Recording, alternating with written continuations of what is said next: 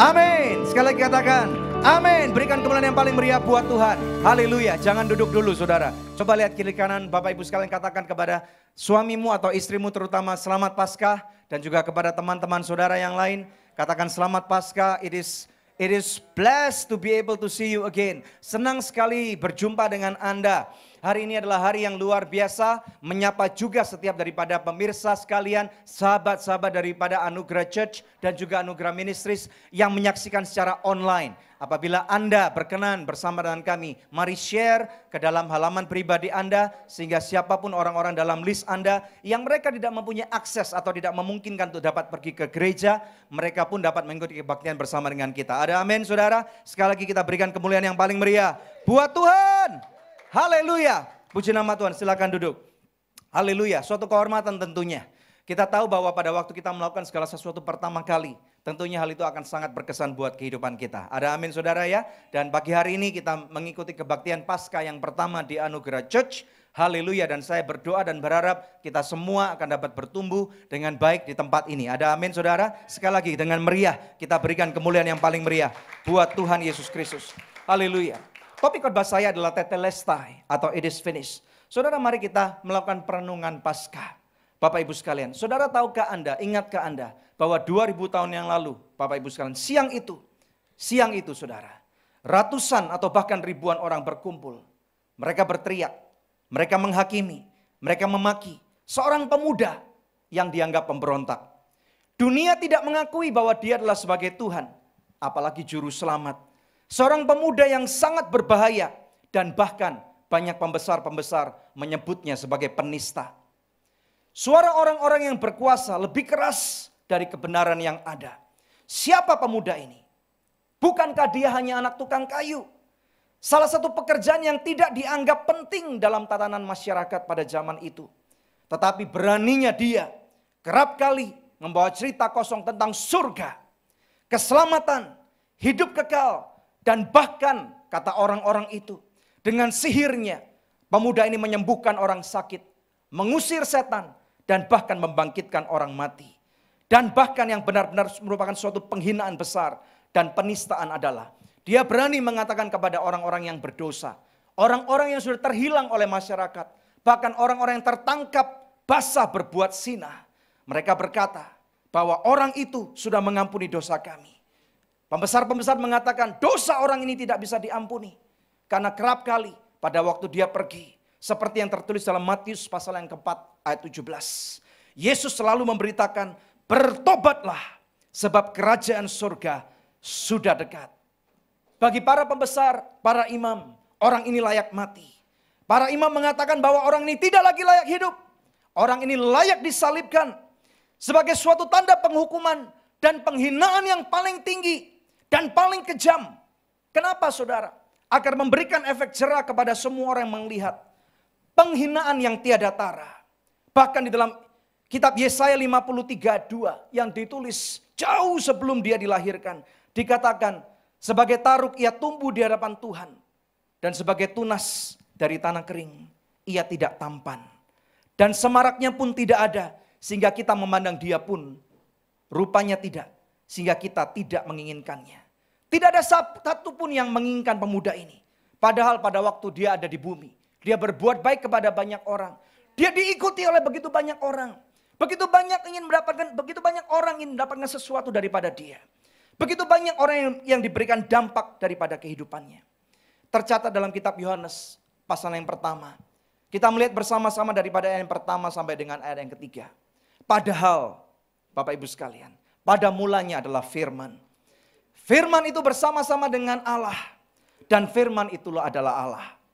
Ia pada mulanya bersama-sama dengan Allah. Segala sesuatu dijadikan oleh dia. Dan tanpa dia tiada satu pun yang telah jadi dari segala yang telah dijadikan. Tetapi bagaimana mungkin kita yang adalah ciptaannya. Saudara, kerap kali pada waktu itu dunia tidak menghendaki dia. Tidak mengenali dia. Sama seperti pada zaman ini. Tiada satupun daripada kita yang menghendaki dia. Kerap kali Bapak Ibu sekalian, saya katakan bahwa inilah suatu ironis yang besar. Ada amin saudara. Kita yang adalah makhluk ciptaan malah tidak mengenali penciptanya. Kerap kali sewaktu kita melihat kehebatan alam semesta. Saya mau tanya berapa banyak dari saudara yang suka jalan-jalan? Saya suka jalan-jalan. Pada waktu saya pergi ke gunung-gunung, ke lembah-lembah saudara. Kita melihat indahnya lautan, kita melihat indahnya gunung. Bahkan pada waktu musim semi seperti sekarang ini. Memang sayang Indonesia tidak mempunyai musim semi. Betul saudara? Kalau saya dan istri saya dan keluarga kami mempunyai kesempatan untuk pergi ke negara yang 4 musim saudara ya. Pada waktu melihat merekahnya bunga. Salah satu hobi saya, saudara tahu apa itu? Melihat bunga segar. Berjam-jam saya bisa luangkan waktu untuk pergi ke suatu taman. Tahun yang lalu saya masih ingat, pada waktu saya mempunyai kesempatan untuk bersama dengan istri saya untuk pergi pelayanan ke negeri Belanda. Ada satu taman yang sangat indah, namanya Keukenhof. Saudara, taman yang sangat terkenal sekali. Di musim semi, saudara, taman ini hanya buka pada waktu musim semi. Hanya 4 bulan saja. Yang sangat indah di tempat itu adalah bunga tulipnya tentunya. Karena ini adalah negeri Belanda. Berjam-jam saudara, saya bisa meluangkan waktu untuk memfoto bunga-bunga, melihat dan menikmati udara segar. Bapak Ibu sekalian. Sama dengan saya, begitu banyak orang-orang yang pergi ke banyak tempat.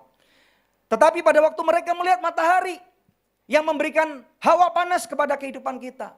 Membuat bagaimana bunga-bunga bisa hidup. Banyak manusia berpikir, apakah ini yang disebut Tuhan? Saudara, manusia salah kaprah. Dan kemudian pada waktu malam hari melihat indahnya bulan.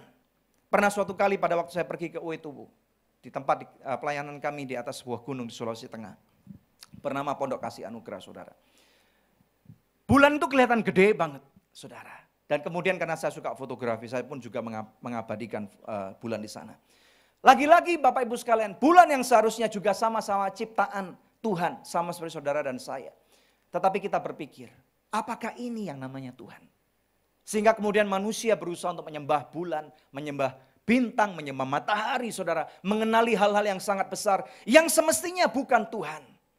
Di dalam kitab Mazmur, mari kita lihat bersama-sama. Pasal yang 8, ayat 4 sampai dengan ayat yang ke-7. Seorang pemazmur yang sangat luar biasa bernama Daud. Dia mempunyai hubungan yang sangat intim dengan Tuhan, saudara. Daud adalah seseorang yang dalam firman Tuhan dikatakan bahwa Tuhan berkata bahwa aku berkenan kepada kehidupan Daud. Dia mendapat suatu pewahyuan yang sangat besar, saudara. Dia berkata seperti ini, ayat 4. Jika aku melihat langitmu, buatan jarimu, bulan dan bintang-bintang yang kau tempatkan, apakah manusia sehingga engkau mengingatnya? Apakah anak manusia sehingga engkau mengindahkannya? Namun engkau telah membuatnya hampir sama seperti Allah dan telah memahkotainya dengan kemuliaan dan hormat. Ayat 7. Engkau telah membuat dia berkuasa atas buatan tanganmu. Segala-galanya telah kau letakkan di bawah kakinya. Saudara, saya percaya sebenarnya Daud itu berusaha untuk merendahkan hatinya. Saudara, dia berusaha untuk tidak mau setara dengan Tuhan. Padahal Daud belum tahu rupanya. Di dalam Kejadian pasal yang ke-6 ayat 26, Tuhan mengatakan, marilah kita menciptakan manusia dalam rupa dan gambarnya. Amin saudara, kita diciptakan. Saudara, ada kabar baik yang saya mau bawa kepada saudara sekalian dimanapun saudara berada. Saudara dan saya, kita diciptakan dalam rupa dan gambarnya Tuhan. Kita tidak hampir setara dengan Tuhan, tetapi kita setara dengan Tuhan. Kalau saudara mempunyai anak-anak saudara, derajatnya bukan hampir setara dengan saudara. Tetapi anak saudara derajatnya sama seperti saudara. Yang percaya katakan amin. Yang percaya katakan amin. Kita berikan kemuliaan yang paling meriah buat Tuhan. Lebih meriah lagi, saudara. Sekali lagi, Bapak Ibu sekalian, izinkan saya membawa perenungan. Tetapi tingkah laku manusia, perbuatan manusia yang penuh dengan kedagingan dan hawa nafsu, tujuannya apa? Untuk memuaskan nafsu kedagingan kita. Itu adalah salah satu benih daripada dosa. Sejak dosa yang pertama kali dilakukan oleh manusia pertama, Adam dan Hawa, saudara tidak perlu sekolah lagi untuk berdosa. Tetapi saudara sudah para orang-orang yang ahli berdosa. Siapa orang-orang yang ahli berdosa? Angkat tangan. Saya yang paling cepat mengatakan bahwa saya adalah orang-orang yang ahli berdosa. Kadang-kadang saudara pada waktu saya melihat seseorang yang mungkin lebih baik, hamba Tuhan yang lebih hebat dari saya. Kadang-kadang saya berkata, kenapa memangnya bedanya saya dengan dia? Bukankah saya juga manusia? Bukankah saya juga makan nasi seperti dia? Bukankah pendidikan saya bahkan lebih tinggi daripada orang itu? Saudara, bukankah saya lebih pintar? Saudara, ada amin? Kalau saudara adalah pengusaha, kadang-kadang saudara mungkin berkata, kenapa dia lebih berhasil daripada saya? Saya juga bisa. Saudara, kadang-kadang kita ingin memuaskan hawa nafsu kita. Ini tercatat di dalam firman Tuhan. Di dalam Lukas 17, saudara nggak perlu buka dalam ayat 27 sampai dengan 28. Tuhan Yesus berusaha untuk menggambarkan kondisi daripada akhir zaman. Bapak Ibu sekalian, dikatakan sejak zaman Nuh, manusia kawin dan dikawinkan. Demikian pula dengan zaman Lot, mereka makan dan minum. Mereka membeli dan menjual. Mereka menanam dan membangun. Itu di zaman Nuh, itu di zaman Lot. Apalagi di zaman now. Saudara, banyak daripada kita bahkan sangat master tadi saya katakan dalam membuat kejahatan. Di mana-mana kejahatan itu lebih merajalela. Lebih lagi banyak dosa. Manusia bahkan sudah tidak mengenal Tuhan. Betul saudara? Kita masih diberkati Tuhan tinggal di suatu negeri yang percaya bahwa Tuhan itu Maha Esa. Sehingga sejak kecil kita diajarkan bahwa Tuhan itu ada. Tetapi tetangga-tetangga kita saudara, di negara-negara yang lebih maju. Mereka sudah tidak percaya kepada Tuhan. Mereka tidak tahu bahwa Tuhan itu ada. Mereka tidak lagi peduli tentang kebesaran Tuhan. Yang mereka pedulikan adalah apa yang saya bisa dapatkan. Yang mereka pedulikan adalah apa yang nanti saya akan lakukan di masa tua saya. 2 hari yang lalu, saudara, atau kemarin tepatnya, saya bersama dengan istri saya baru pulang dari Singapura. Menuju ke airport, kami naik sebuah mobil, saudara ya, Uber. Ngomong-ngomong Uber sebentar lagi nggak ada kan ya. Kita semua jadi Grab. Jadi beberapa kali naik mobil di Singapura, saudara ya, naik Uber. Kita selalu ngomong-ngomong soal Uber dan Grab, saudara, dengan supirnya. Dan kemudian orang itu bertanya kepada kami, what do you do? Apa yang kamu lakukan? Saya katakan saya adalah seorang hamba Tuhan. Bapak Ibu sekalian. Kemudian saya tertarik untuk bertanya kepada orang itu, bagaimana dengan Anda? Orang itu berkata, I am a free thinker. Saya adalah pemikir bebas. Saudara tahu apa artinya kalau ada orang yang berkata bahwa I am a free thinker? Dia berkata bahwa artinya aku nggak percaya bahwa Tuhan itu ada, saudara. Dunia sudah seperti ini Bapak Ibu sekalian. Saya percaya saudara sekalian bahwa Alkitab mengatakan bahwa kita hidup di akhir zaman. Siapa yang percaya bahwa kita hidup di akhir zaman? Coba lihat angkat tangannya saudara. Kita lihat bersama-sama di dalam 2 Timotius pasal yang ketiga. Kita melihat bersama-sama dalam ayat yang kedua sampai dengan ayat kelima. Saudara bisa bayangkan dengan baik. Firman ini atau ayat ini ditulis oleh Rasul Paulus. Ditulis tepatnya sekitar 2000 tahun yang lalu. Tetapi bagaimana mungkin dia dapat mendeskripsikan dengan detail dan teliti tentang kondisi di akhir zaman. Di abad 21, 2000 tahun ke depan. Dikatakan saudara oleh Rasul Paulus, manusia akan mencintai dirinya sendiri dan menjadi hamba uang. Saudara pernah bertemu dengan orang-orang seperti ini? Atau mungkin kita masih menjadi hamba uang? Mereka akan membual dan menyombongkan diri. Mereka akan menjadi pemfitnah. Mereka akan berontak terhadap orang tua. Dan tidak tahu berterima kasih. Tidak mempedulikan agama. Tidak tahu mengasihi. Tidak mau berdamai. Suka menjelekkan orang. Tidak dapat mengekang diri. Garang. Tidak suka yang baik. Suka mengkhianat. Tidak berpikir panjang. Berlagak tahu. Lebih menuruti hawa nafsu daripada menuruti itu Allah. Secara lahiriah mereka menjalankan ibadah mereka. Tetapi pada hakikatnya mereka memungkiri kekuatannya. Dalam firman Tuhan, dalam bahasa yang lebih halus Tuhan Yesus berkata, lihatlah sekelilingmu, ladang itu sudah menguning. Bapak Ibu sekalian. Lalu bagaimana ini Bapak Ibu sekalian? Apakah ini menjadi masalah? Pada zaman ini, sesuatu yang salah kerap kali menjadi benar. Sesuatu yang benar kerap kali menjadi salah. Apa sikap daripada Tuhan, pencipta langit dan bumi? Kita nggak perlu baca karena ayatnya panjang sekali saudara. Saya akan rangkum saja. Tercatat dalam Roma pasal yang pertama. Ayat 18 sampai dengan ayat 32. Saya berharap saudara nanti di rumah, saudara bisa catat ini dan saudara bisa baca. Sehingga saudara akan tahu kenapa pada zaman ini banyak sekali masalah-masalah yang timbul. Bukan saja pada kehidupan kita. Tetapi kenapa zaman orang bilang sekarang menjadi zaman gila, zaman edan di mana-mana. Saudara, tadi malam saya lagi scrolling file komputer saya. Bapak Ibu sekalian, karena kami kerap kali kedatangan tamu-tamu di Good News Program. Ada satu file yang menarik mata saya saudara. Dikatakan sex and marriage. Di file dari hamba Tuhan itu saya lihat, wow. Zaman ini saudara bukan saja laki-laki menikah dengan laki-laki. Betul saudara? Bukan lagi wanita menikah dengan wanita. Padahal itu sudah melanggar kehendak Tuhan. Saya mau katakan kepada Anda, pernikahan yang benar adalah apa Bapak Ibu sekalian? Satu orang laki-laki dan satu orang wanita. Ada amin? Tetapi di zaman yang orang bilang zaman gila ini saya menemukan gambar saudara. Pada waktu seorang wanita sudah tidak lagi dapat percaya dengan yang namanya manusia. Dia memilih untuk menikahi piaraannya, anjingnya saudara. Laki-laki tidak lagi percaya kepada manusia, enggak lagi kepada perempuan, enggak lagi kepada laki-laki. Dia memilih untuk menikahi anjingnya. Ini zaman yang sudah gila. Saudara, dalam firman Tuhan ini dikatakan murka Allah itu nyata dari surga atas segala kefasikan dan kelaliman manusia yang menindas kebenaran dengan kelaliman. Manusia kerap kali membuat seolah-olah mereka itu penuh hikmat. Apakah ada daerah saudara yang kadang-kadang pada waktu kita berbuat, kita tahu bahwa itu ketololan. Kita tahu berbuat kebodohan. Tetapi kerap kali pada waktu kita menerima teguran dari kawan baik kita. Atau dari pasangan hidup kita malah lebih garang daripada orang itu. Pernah saudara? Ini menjadi cerminan buat kehidupan kita. Mereka berusaha untuk menggantikan kemuliaan Allah yang tidak fana dengan gambaran yang mirip dengan manusia yang fana. Saudara, bahkan di sana dicatat, Bapak Ibu sekalian, demikian juga suami-suami meninggalkan persetubuhan yang wajar dengan istri mereka. Menyala-nyala dalam birahi mereka, seorang terhadap yang lain sehingga mereka melakukan kemesuman laki-laki dengan laki-laki. Firman Tuhan melarang hubungan homoseksual. Firman Tuhan mengatakan dan karena itu mereka menerima dalam diri mereka yang balasan setimpal untuk kesesatan mereka. Firman Tuhan melarang hubungan yaitu lesbianisme saudara. Intinya apa? Kita semua sudah berdosa. Ada amin Bapak Ibu sekalian.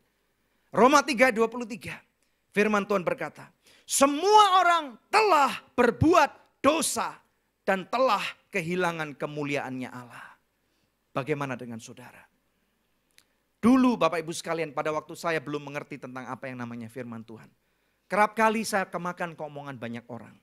Banyak orang berkata dalam negara demokratis, majority itu menjadi law. Kebanyakan orang itu akan menjadi hukum. Bapak Ibu sekalian ya. Kita seringkali mendengar bahwa ada 1000 jalan atau 100 jalan menuju ke Roma. Kemudian saya bertanya kepada orang yang memperkenalkan Yesus kepada kehidupan saya. Bagaimana mungkin ke surga kok cuma satu? Tidak fair, tidak adil. Bagaimana dengan yang lain? Saya tidak tahu saudara. Saya tidak punya jawabannya. Tetapi firman Tuhan berkata demikian. Roma 3:23 tadi mengatakan semua orang telah berbuat dosa. Telah kehilangan kemuliaannya Allah. Dan kemudian saudara, ini yang menjadi ayat kuncinya. Roma 6:23. Sebab upah dosa ialah maut. Bagaimana dengan saudara dan saya?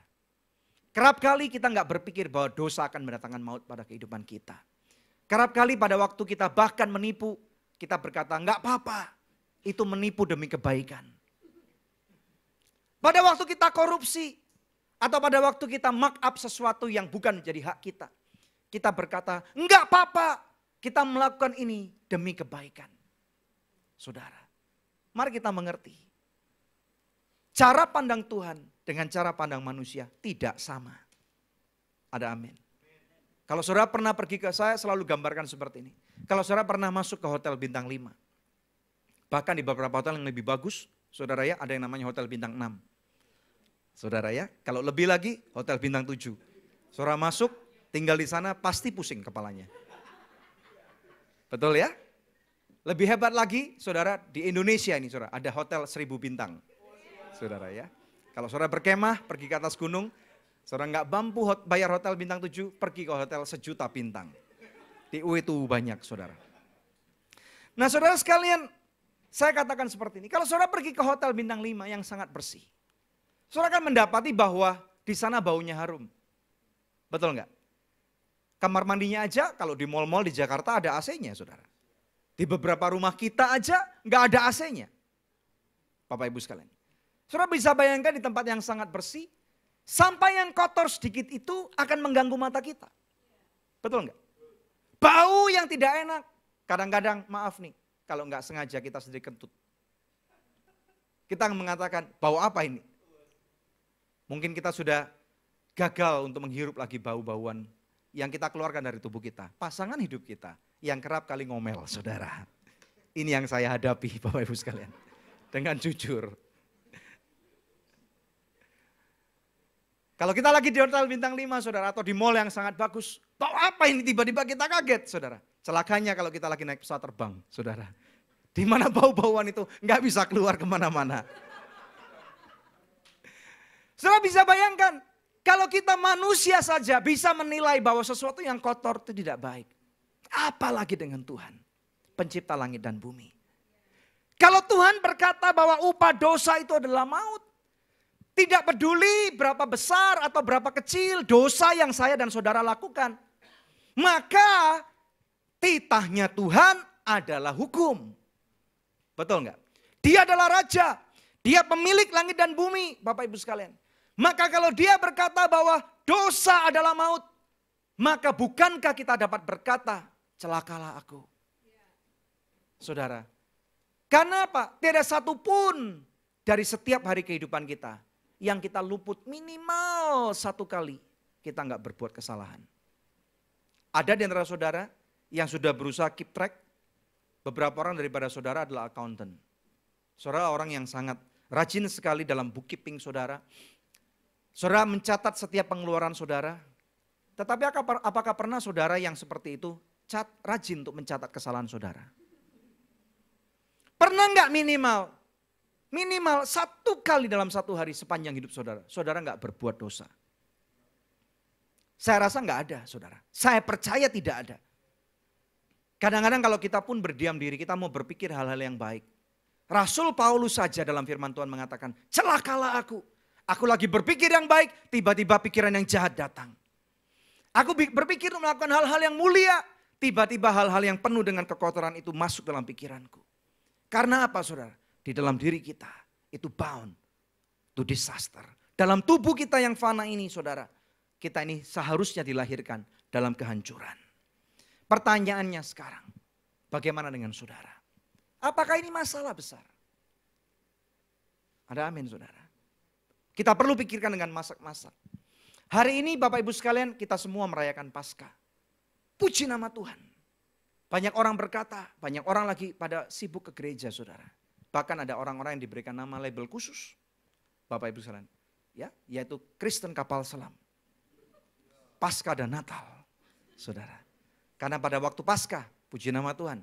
Kalau di sini sih memang bukan karena lagi banyak saudara ya, kita ini orangnya cuma baru ini saudara ya. Bukan hanya ini tapi baru ini. Coba lihat kiri kanan saudara. Katakan senang sekali berjumpa kamu di sini. Di tempat-tempat yang lain Bapak Ibu sekalian, gereja-gereja menjadi penuh. Karena ini waktunya pencucian dosa 1 tahun 1 kali. Tetapi besok minggu depannya semuanya hilang, nyelam lagi. Hebatnya banyak manusia yang begitu hebat karena nafasnya sangat panjang saudara. Nanti muncul di permukaan pada waktu hari Natal. Pencucian dosa yang kedua. Tetapi hari ini saudara dan saya memilih untuk menjadi orang yang berbeda. Yang percaya katakan amin. Yang percaya katakan amin. Kita berikan kemuliaan yang paling meriah buat Tuhan. Satu pertanyaan saudara. Apakah itu Paskah? Dari mana asalnya ini? Apakah Paskah dimulai pada waktu Tuhan Yesus mati di kayu salib? Saudara saya mau terangkan kepada Anda. Tuhan dalam segala kebesarannya dan kemurahannya. Dia itu hati yang sangat besar. Hati seorang bapa. Ada banyak berapa papa-papa di tempat ini. Dedi, papa, ayah, angkat tangan. Saya percaya di sini banyak papa-papa yang luar biasa baik. Tetapi kebesaran hati saudara pun tidak secuil dengan kebesaran hati bapa. Ada amin saudara? Tuhan dalam kebesarannya dan kemurahannya selalu berusaha menyelamatkan umatnya. Ini digambarkan dalam apa saudara? Gambaran orang Israel. Gambar pilihan. Umat pilihan daripada Tuhan. Saudara masih ingat jauh di kitab perjanjian lama. Ada seseorang yang bernama Musa. Yang dipakai oleh Tuhan. Di Mesir saudara. Saudara ingat bagaimana doa orang Israel. Itu mereka keluar dari perbudakan. Harus menunggu 430 tahun. Harus melalui tulah demi tulah demi tulah. Sampai tulah yang ke-10. Saudara masih ingat ini? Saudara bisa catat ini. Saudara bisa catat dalam Keluaran pasal yang ke-12. Di sanalah institusi Paskah atau dalam bahasa Ibrani-nya itu Pesak dikatakan di sana saudara. Ayat 12. Sebab pada malam ini aku akan menjalani tanah Mesir dan semua anak sulung dari anak manusia sampai anak binatang akan kubunuh. Dan kepada semua Allah di Mesir akan kujatuhkan hukuman, akulah Tuhan. Ayat 13. Dan darah itu menjadi tanda bagimu pada rumah-rumah di mana kamu tinggal. Apabila aku melihat darah itu, maka aku akan lewat daripada kamu. Jadi tidak akan ada tulah kemusnahan di tengah-tengah kamu. Aku menghukum tanah Mesir. Saudara, kita perlu tahu, inilah gambaran daripada Paskah. Inilah institusi Paskah yang pertama.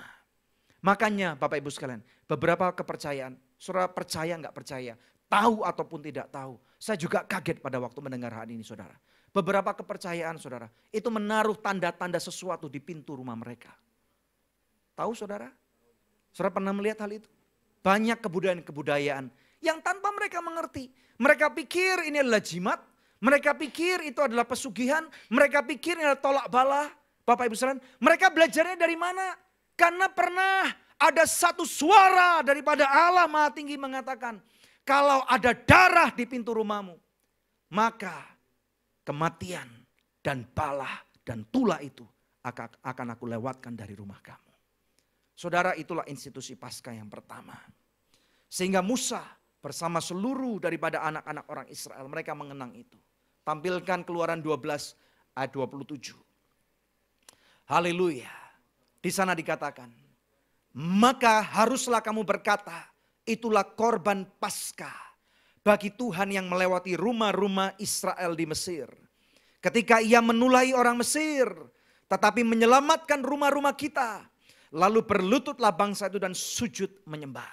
Saudara, Paskah tidak sama dengan Easter.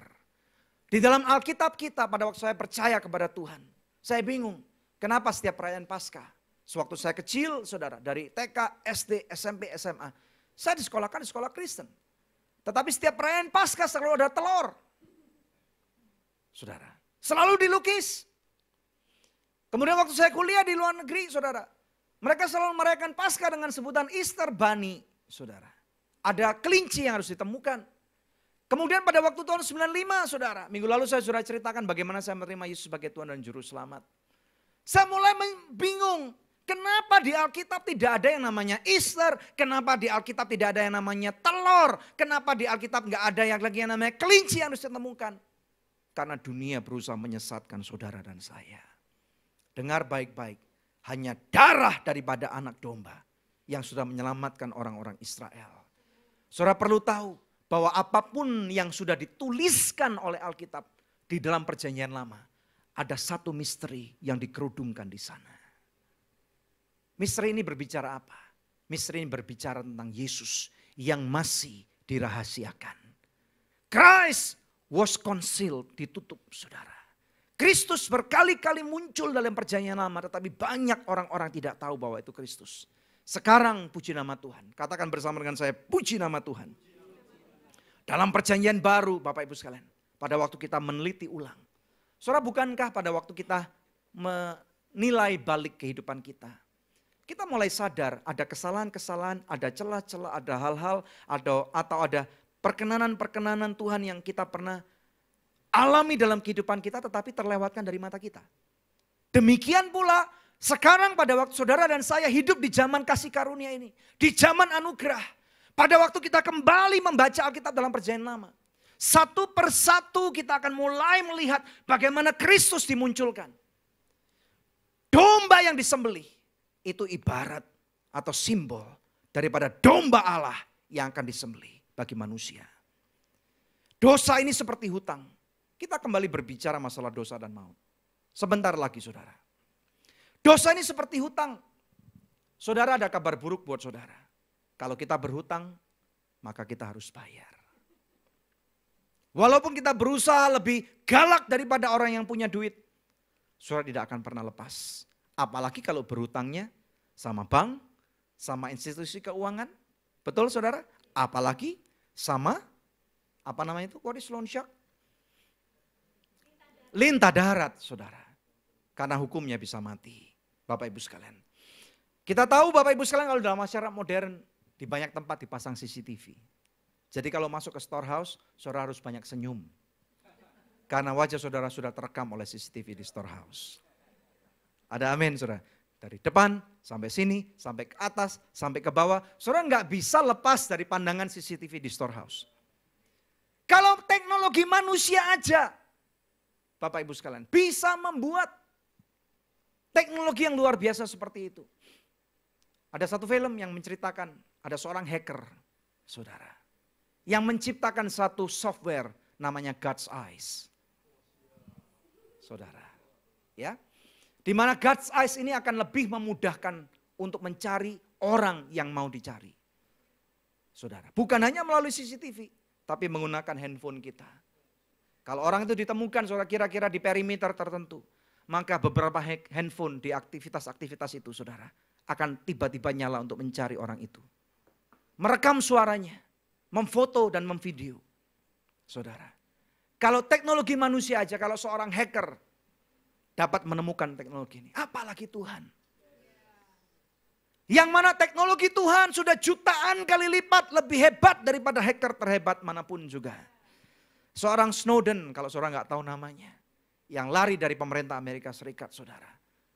Tapi kita nggak bisa lari daripada mata Tuhan. Upah dosa adalah maut. Hutang ini tidak dapat dibayar oleh apapun juga.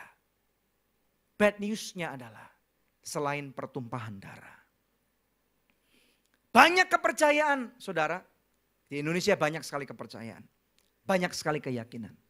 Mari kita teliti. Kita nggak perlu sebutkan nama, kita nggak perlu sebutkan satu persatu. Tetapi ada satu benang merah di sana. Setiap kepercayaan yang ada, itu selalu berbicara tentang satu warna. Merah. Yang artinya adalah darah. Artinya apa saudara? Di dalam alam roh, yang dikenal cuma satu. Mata uangnya cuma satu. Yaitu apa? Darah. Mau kaya, sembelih sesuatu, darah dikeluarkan. Mau sembuh dari sakit, bunuh sesuatu. Kalau masih belum ada, cari orang-orang pintar. Bawa kepala katanya. Kepala ini simbol dari, kebalik. Bawa kelapa. Saya ngetes saudara memperhatikan atau tidak. Bawa buah kelapa. Saudara, ini adalah simbol bahwa akan ada anak yang ditumbalkan. Anak pertama daripada orang itu. Jangan main-main dengan kuasa kegelapan. Sampai ada darah yang ditumpahkan, maka saudara akan menjadi orang kaya. Bagaimana dengan kita? Kalau kita mau pakai darah kita sendiri saudara, di surga sana sangat steril.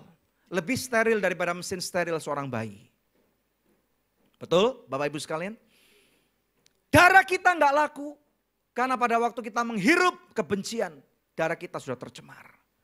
Pada waktu kita memikirkan, belum tentu pornografi, hal yang jahat saja. Saudara, kata firman Tuhan, hal itu sudah pembunuhan.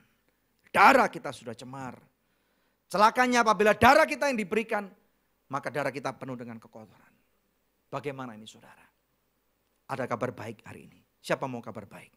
Lihat tangannya, berapa banyak yang mau kabar baik. Buka bersama dengan saya dalam kitab Galatia pasal yang ketiga. Ayat 13.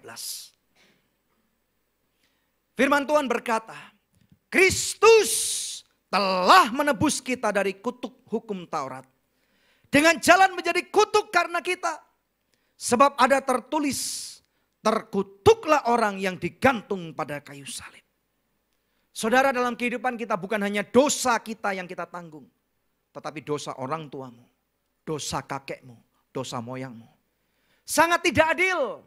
Karena saya tidak tahu sehari ini saudara hidup di dunia ini. Saudara keturunan keberapa menyandang nama marga daripada keluarga saudara. Semakin banyak, apalagi beberapa suku saudara di Indonesia. Itu mencatat marganya dengan baik. Mereka tahu hari ini mereka ini keturunan keberapa. Betul ya? Ada yang sudah berapa banyak yang keturunan kelima di sini? Berapa banyak yang keturunan ketujuh? Atau berapa banyak yang keturunan ketiga? Semakin tinggi atau semakin dalam keturunan saudara, semakin besar kutuk yang harus saudara tanggung. Pikirkan dengan baik saudara. Pikirkan dengan baik. Tetapi puji nama Tuhan. Sekali lagi Galatia 3 ayat 13. Kristus telah menebus kita dari kutuk hukum Taurat. Haleluya. Haleluya. Dengan cara dia menjadi terkutuk karena kita.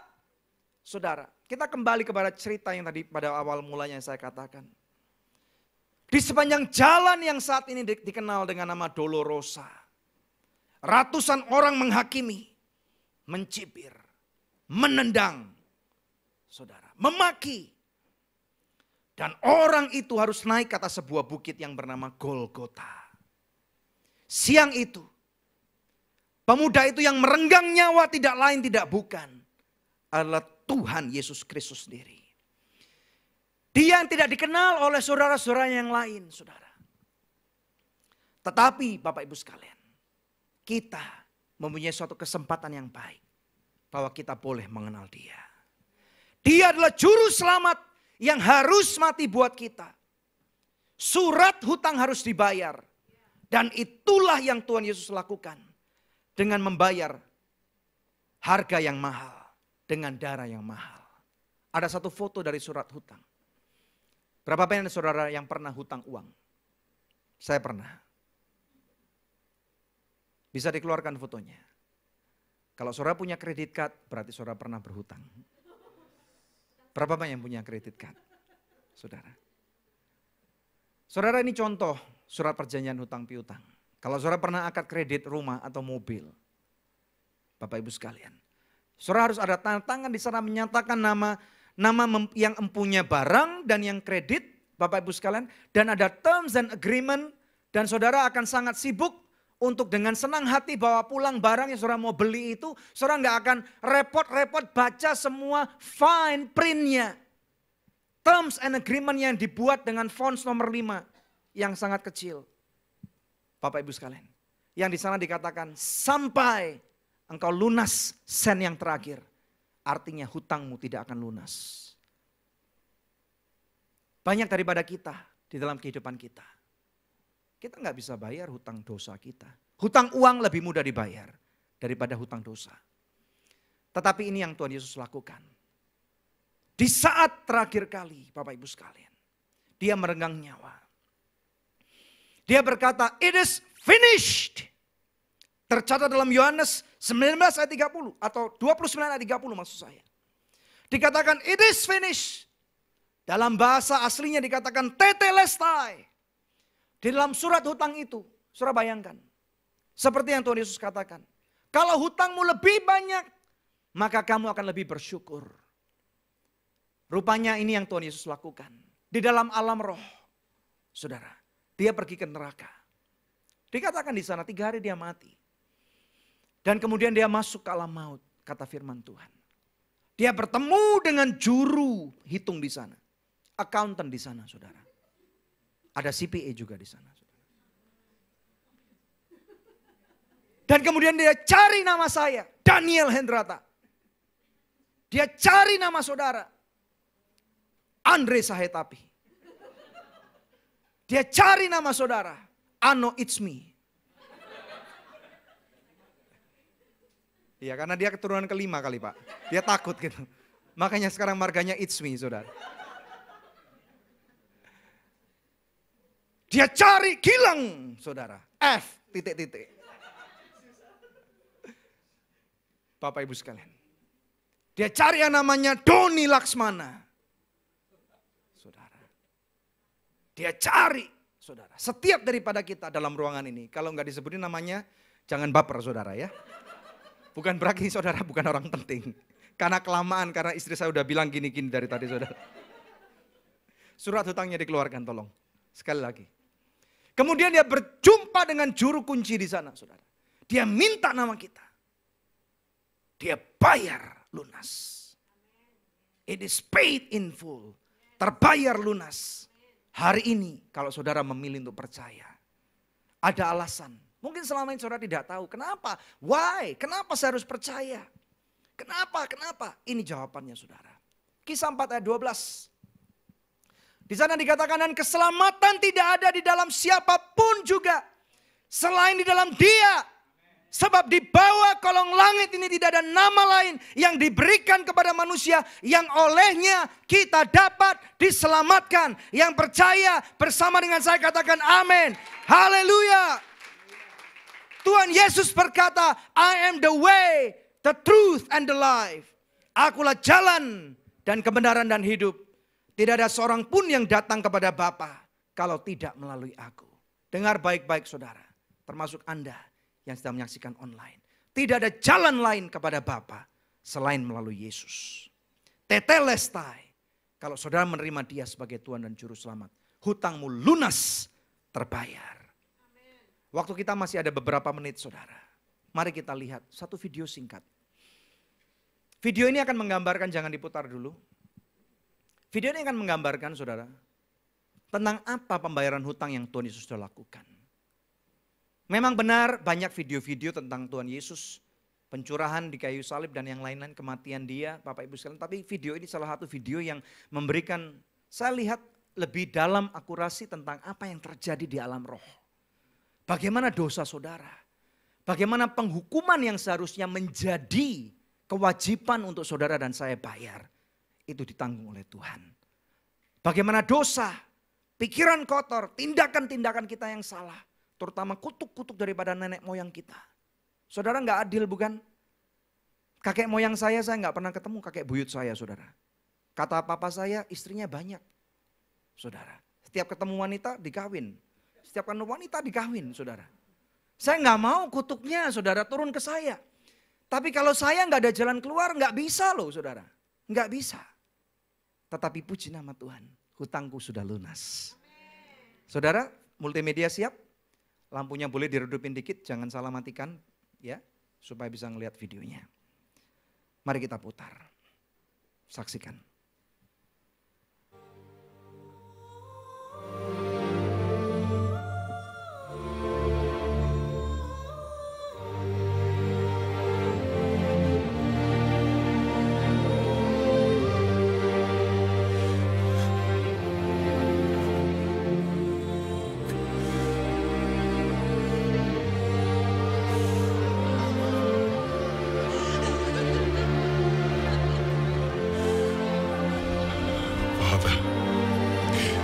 Forgive them, for they know not what they do.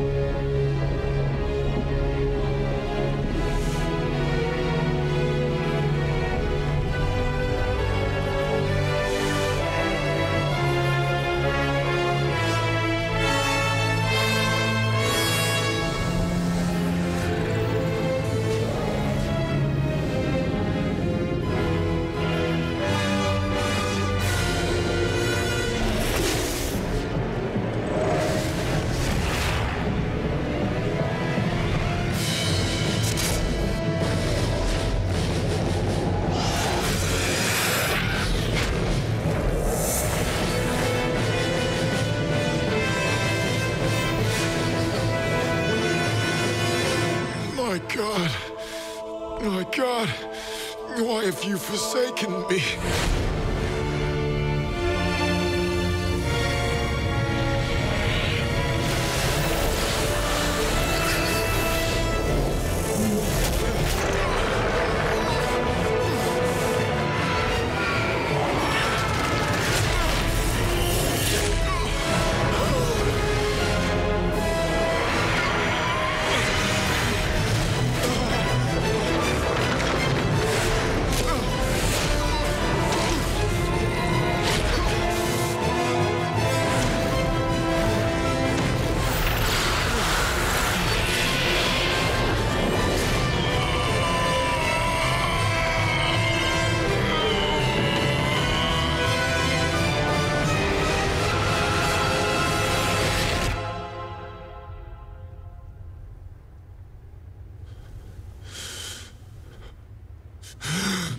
Finished!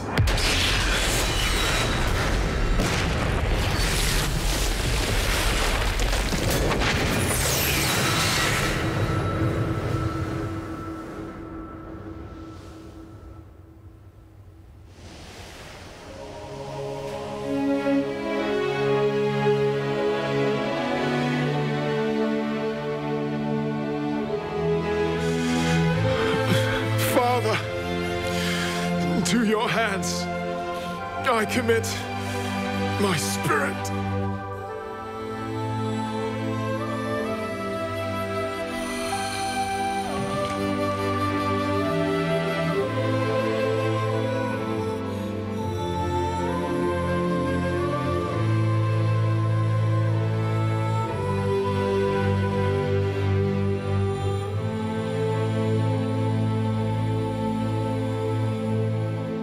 Pemain musik, mari kita kembali ke tempat kita masing-masing dan saya undang saudara untuk bangkit berdiri.